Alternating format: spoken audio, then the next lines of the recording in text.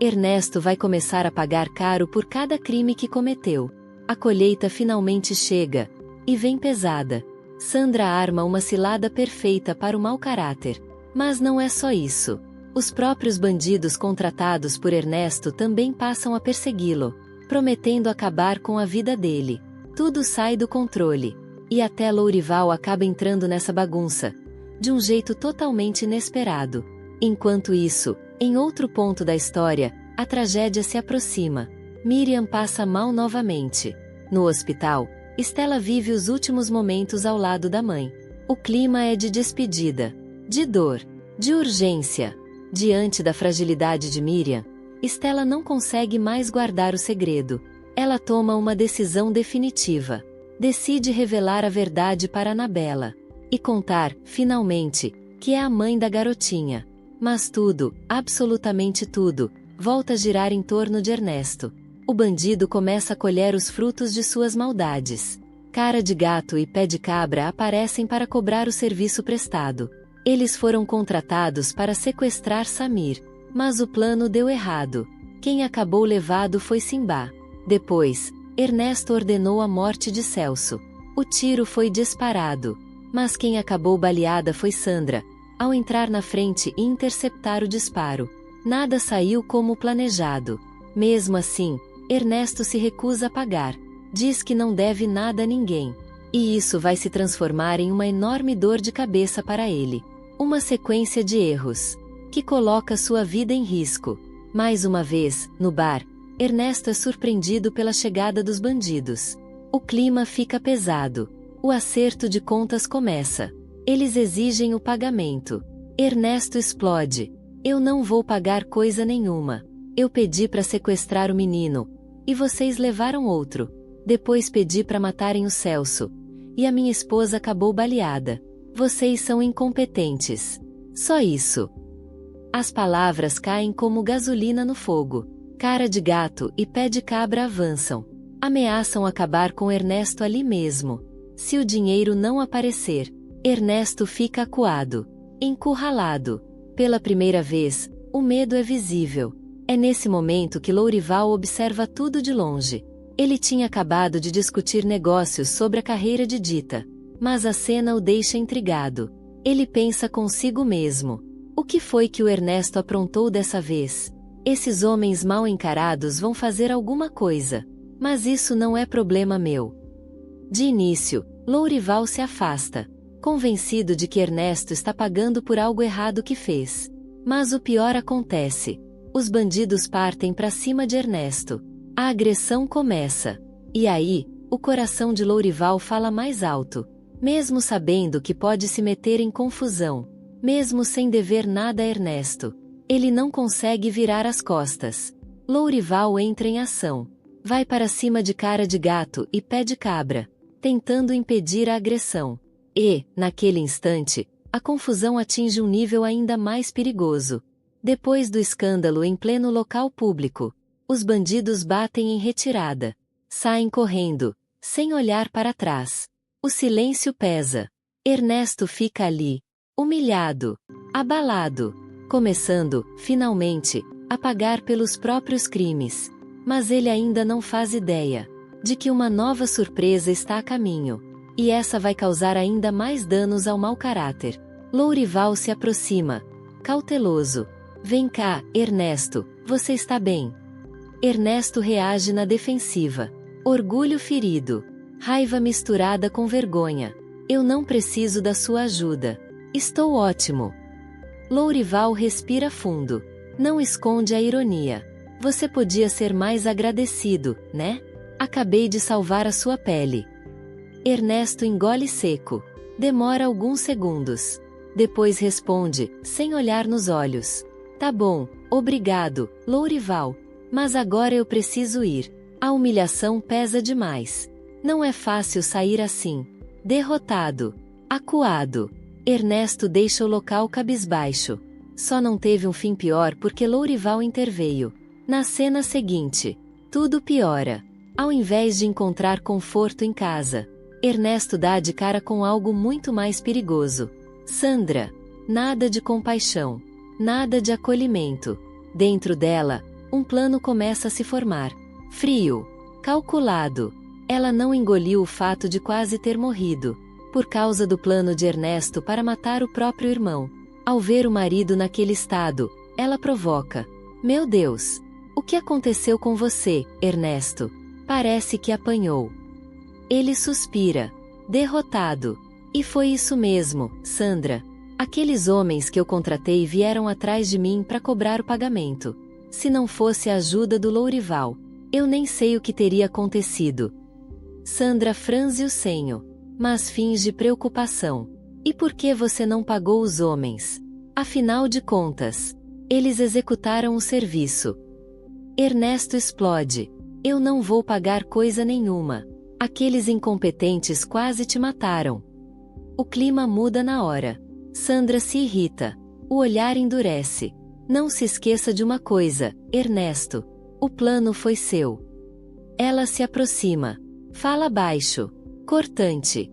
Aliás, eles fizeram o serviço muito bem.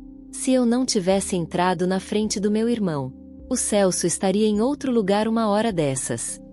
Ernesto fica em silêncio. Sandra continua. Estamos ricos, Ernesto. Pague esses homens e se livre dessa dor de cabeça. Esqueceu que somos milionários? Ela faz uma pausa. Depois dispara. Temos um alvo nas costas. Não podemos ficar dando brechas. As palavras ecoam. Ernesto fica pensativo, inseguro, dividido. E é aí que Sandra planta discórdia de vez dentro da mansão. Ela muda o tom, quase casual. Sabe de uma coisa, Ernesto? Esse acontecimento acabou me dando uma ideia. Ele ergue o olhar. Que ideia? Sandra sorri de leve. Um sorriso que não alcança os olhos. Por que você não faz um seguro de vida? Ernesto fica impressionado. Confuso. Mas que ideia é essa, Sandra? Por que eu faria uma coisa dessas? Eu não estou pensando em morrer. Ela se aproxima ainda mais. A voz baixa. Perigosa. E você sabe muito bem por quê, Ernesto. Porque, pelo que me parece, isso quase aconteceu. E vou dizer de novo. Você quase me matou também. Sandra fala baixo. Mas cada palavra pesa. Talvez não seja uma má ideia, Ernesto. Pensa comigo. Ela se senta ao lado dele. Calma demais. Se acontecer alguma coisa comigo, ou com você, a gente recebe uma boa indenização. Uma pausa. O olhar calculado. É só uma proteção. Nada além disso. Ernesto fica intrigado. Desconfiado. Mas o medo ainda fala mais alto que a razão. Ele pensa nos bandidos. Na humilhação. No risco que correu. E, pouco a pouco, Sandra consegue convencê-lo. Ernesto aceita fazer o seguro de vida. Sem imaginar que esse é apenas o primeiro passo do plano da esposa. Sandra não quer proteção. Ela quer tudo. Toda a fortuna de Ernesto. Depois de fazê-lo desaparecer. Enquanto isso, longe daquela mansão envenenada, Stella vive um verdadeiro inferno. O estado de saúde de Miriam piora drasticamente.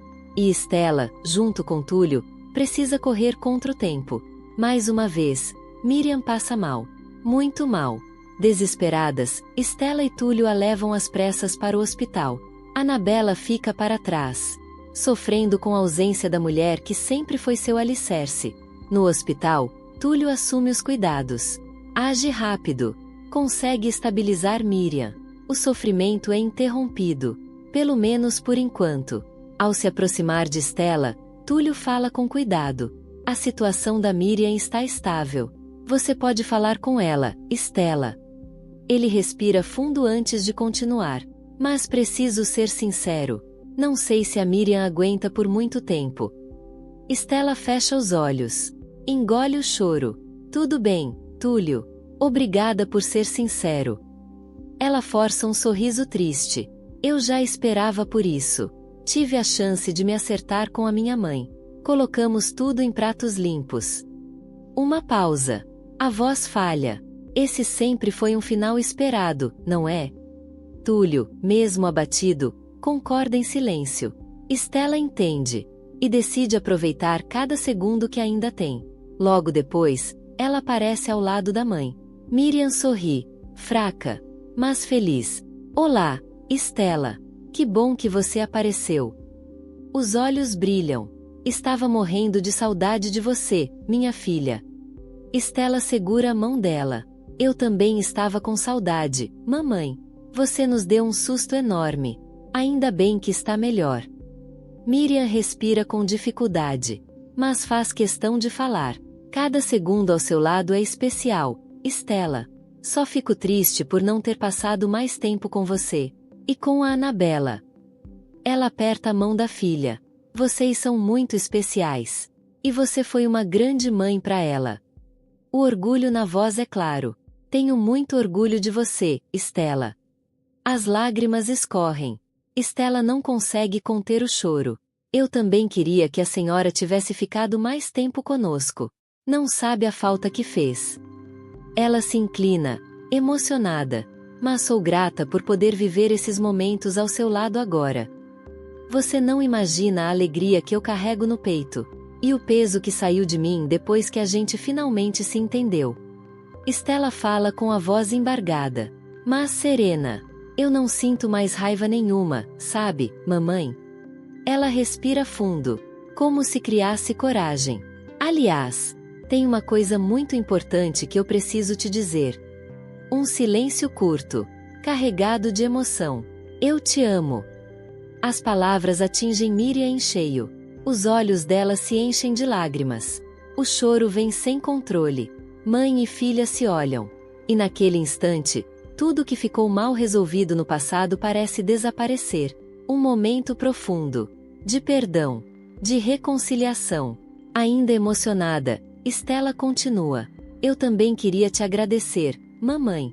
Desde que você chegou aqui, fez questão de tratar a Annabella como se fosse sua filha. Ela sorri, com ternura, mesmo antes de eu te pedir isso. Miriam aperta a mão da filha. Eu jamais faria diferente, minha menina. Ela respira com dificuldade, mas insiste. Só te peço uma coisa. Me deixa te dar um último conselho. Stella sente o coração apertar. A Annabella merece saber da verdade. Stella, você precisa contar para ela, que é a mãe dela. O impacto é imediato. Stella fica aflita. O olhar se perde. A ideia sempre foi manter esse segredo. Proteger a menina. Proteger a si mesma. Mas agora, tudo muda. O pedido da mãe muda completamente o rumo da enfermeira na história. Na cena seguinte, Stella aparece ao lado de Dita. As duas conversam sobre o futuro. Dita fala com carinho. Quando eu soube da sua mãe, vim o mais rápido possível, Stella. Nem imagino a dor que você deve estar sentindo. Stella suspira. Sabe o que é mais curioso de tudo isso, Dita? Ela pensa por alguns segundos. Mesmo sofrendo por saber que a minha mãe está partindo, eu sinto um alívio enorme. Dita observa, atenta. Finalmente resolvemos tudo o que estava pendente. Ela teve os motivos dela. E eu também errei. Stella balança a cabeça, consciente. Não posso julgá-la pelas escolhas que fez. A voz embarga. A verdade é que a minha mãe tentou se aproximar. Ela me ama. Ela sorri, emocionada. Isso já basta, Dita. E eu espero carregar um pouco do legado dela comigo. Dita se emociona. Stella conclui. Sou grata à vida por ter me dado essa última chance de me acertar com a minha mãe. Dita segura a mão da amiga. E é por isso que eu tomei uma decisão. Dita franze a testa. Depois da conversa com a minha mãe, eu estou pensando em contar a verdade para Annabella. Ela respira fundo. Vou contar para ela, que é a minha filha. Dita fica impressionada. Sem palavras. A decisão de Stella promete mudar tudo. Dita segura as mãos de Stella. Fala com firmeza, mas com carinho. Olha, Stella, eu já te falei isso antes. Ela encara a amiga. Eu acho que é a coisa certa a se fazer. Não vai ser fácil. Vai doer. Uma pausa curta. Mas você precisa fazer isso. A Annabella merece saber que é sua filha. Estela respira fundo. O medo aparece nos olhos. No fundo, eu sempre soube que esse dia ia chegar. Ela engole seco. Mas você conhece a Anabela, Dita. Ela tem uma personalidade forte. A voz falha. Eu tenho medo. Medo de contar a verdade e nunca mais ser aceita por ela como antes. Dita não hesita. Ela pode até se revoltar no começo, mas a verdade sempre encontra o caminho. Ela aperta as mãos da amiga. E uma hora, ela vai entender. As palavras de Dita dão força a Estela. E, finalmente, ela toma sua decisão. Estela decide se reunir com Anabela. Decide contar toda a verdade. Que é sua mãe biológica. Uma escolha que vai mudar o futuro das duas. Para sempre. Enquanto isso, Celso tenta lidar com a própria dor. Ele está novamente na companhia de Tamires. No dancing, o primo de Candinho afoga as mágoas. Depois de se afastar de vez de Estela e deixá-la seguir a vida com Túlio. Durante a conversa, Tamires cria coragem. Respira fundo. E dá um passo à frente. Celso, eu gosto de você. A confissão pega Celso de surpresa. Ele fica em silêncio por alguns segundos. Depois responde, com honestidade. Olha, Tamires, eu te respeito muito. Ele abaixa o olhar. Tenho um carinho enorme por você. Mas não é a hora. A voz sai pesada. Eu não consigo pensar em outra pessoa que não seja Estela. Ele suspira. E, para ser sincero, nem sei se vou conseguir amar de novo. Uma pausa dolorosa. Depois de tudo que eu perdi, eu já não acredito mais no amor. As palavras machucam. Mas Tamires entende. Ela fica chateada. Mas sabe que Celso está vivendo um dos piores momentos da vida. Ele ainda precisa de tempo. Para se curar. Para seguir em frente. Enquanto esses destinos se cruzam, outra história começa a se desenhar. Candinho recebe um conselho importante. Do professor Asdrúbal. Durante uma conversa sincera, o professor é direto. Candinho, você precisa procurar a certidão de batismo do Samir. Candinho arregala os olhos. Mas para que eu preciso de uma coisa dessas, professor? Asdrúbal explica com calma. Você é um homem muito visado. Sabe disso. Ele continua. Muita gente já tentou te fazer mal. Todos nós sabemos que o Samir é seu filho. Uma pausa. Mas você precisa de um documento que comprove isso. Entendeu? Candinho fica intrigado.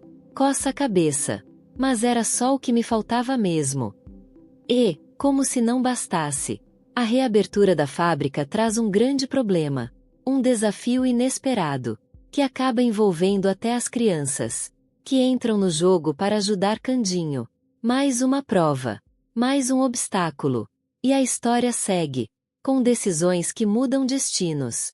Agora eu preciso de um papel para provar que o Samir é meu filho? Mas que história é essa? Candinho balança a cabeça. Confuso. Incomodado. O professor Asdrúbal suspira. Mas mantenha calma. Eu sei, Candinho. É chato mesmo. Ele se aproxima. Mas você precisa procurar essa certidão de batismo.